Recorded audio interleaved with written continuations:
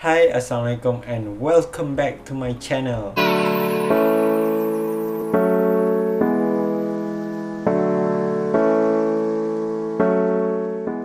Sebelum aku start aku punya video hari ni, aku just nak ucapkan ribuan terima kasih kepada korang yang sudi menonton video aku dan subscribe ke channel aku. Aku sangat bersyukur walaupun sekarang ni aku just ada 46 subscriber, belum 50 lagi, tapi aku sangat bersyukur. Aku nak ucapkan terima kasih kepada korang kerana sentiasa support aku dan subscribe ke channel aku.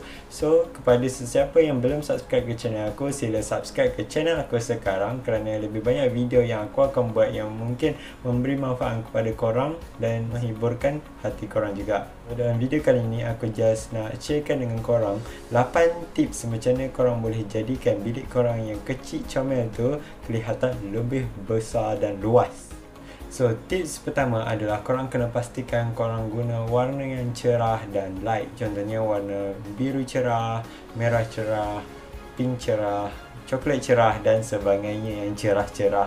So, warna yang lebih cerah ni dia bersifat lebih reflektif berbanding warna yang gelap. So, warna yang gelap ni dia akan menyerap cahaya dan menjadikan bilik korang tu lebih kelam dan kelihatan lebih kecil. Jadi kalau korang guna warna yang lebih cerah kepada bilik korang akan kelihatan lebih luas dan lebih besar berbanding bilik yang menggunakan warna yang gelap. Contohnya ungu gelap, biru gelap dan sebagainya. Tips yang kedua adalah korang kena pastikan bilik korang tu sentiasa simple as possible. Okey, kenapa aku kata bilik korang ni kena simple? Sebab kalau banyak sangat barang, bilik korang ni kelihatan lebih kecil dan kelam. Kalau bilik korang ni hanya ada barang yang keperluan korang, contohnya ada katil, ada meja belajar, ada almari, so bilik korang akan kelihatan lebih luas dan lebih besar. So sebab tu aku kata just make your room as simple as possible. Tips yang ketiga adalah korang kena pastikan pencahayaan bilik korang tu mencukupi. So, pencahayaan yang mencukupi akan menjadikan sesebuah bilik yang kecil tu kelihatan luas secara tidak langsung. Okay, so korang boleh gain pencahayaan ni daripada natural light ataupun korang boleh gain daripada artificial light. Contoh artificial light yang aku maksudkan adalah light stand, lampu bilik ataupun lampu dinding. So daripada lampu-lampu ni korang boleh menjadikan bilik korang tu mempunyai pencahayaan yang mencukupi, yang menjadikan bilik korang tu kelihatan lebih besar. Aku akan sertakan link-link untuk lampu-lampu artificial yang aku cakapkan tadi di dalam description box di bawah.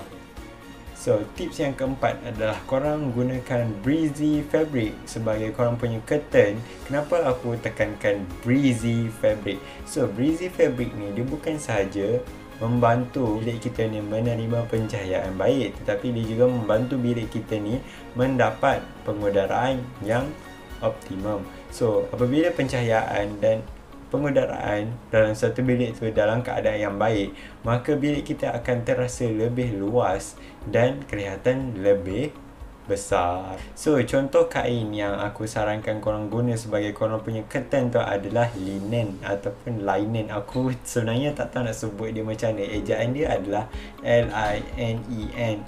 So, korang boleh search dekat Google ke dekat mana-mana lah. Korang boleh search kain tu dan jadikan kain tu sebagai korang punya fabric untuk curtain. So, tips yang kelima adalah mirror on the wall.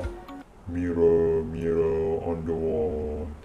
Who is the most handsome guy in the world? Puh. Tak adalah. So, apa maksud aku dengan mirror on the wall ni? Mirror on the wall yang aku maksudkan adalah korang letakkan cermin yang besar ke, kecil ke, sederhana ke kepada dinding yang kurang menerima cahaya. Lebih banyak pencahayaan lah yang boleh dipantul melalui cermin tu. Terus secara tidak langsung keberadaan cermin dalam bilik korang tu akan menjadikan bilik korang tu kelihatan lebih luas. Sekarang ni kita dah masuk ke tips yang ke-6. Tips yang ke-6 ni adalah menggunakan decoration yang bersaiz besar dalam bilik korang tu. Korang mesti tak nak bilik korang tu nampak kosong je kan. So, aku sarankan korang letakkan decoration yang bersaiz besar.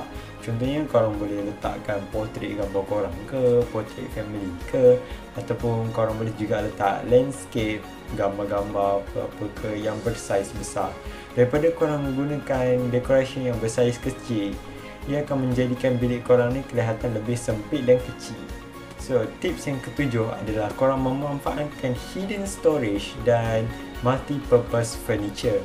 Okay, multi-purpose furniture dan hidden storage ni membantu korang meminimaliskan perabot yang ada dalam bilik korang. Kalau perabot dalam bilik korang tu banyak sangat, contohnya ada 2-3 perabot, akan menjadikan bilik korang ni kelihatan cramped dan kecil.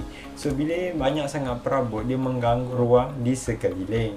So, dengan memanfaatkan hidden storage, korang boleh sorokkan korang punya barang-barang tu di satu tempat. So, bilik korang tu kelihatan lebih luas dan ruang lebih banyak untuk korang. Kadang tu mesti kita tak nak buang barang-barang kan, kita nak simpan. So, kegunaan hidden storage tu sangat penting lah.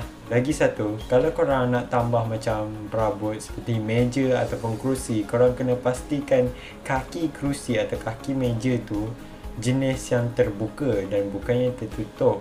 Ini akan membantu korang experience ruang yang lebih luas. Ok, so sekarang ni kita dah sampai ke tips yang ke-8 ataupun tips yang terakhir, iaitu korang tidak perlu menggunakan karpet ataupun rugs dalam korang punya bilik. So, kenapa aku tak sarankan penggunaan karpet dalam bilik ni? Sebenarnya, karpet atau rugs ni akan menjadikan bilik korang tu cramp dan kelihatan kecil, menjadikan bilik korang tu nampak penuh je. So, nanti korang boleh cuba, satu hari ke korang cuba alihkan karpet tu daripada bilik korang dan tengok apa hasil dia. Aku yakin mesti bilik korang tu akan nampak lebih luas.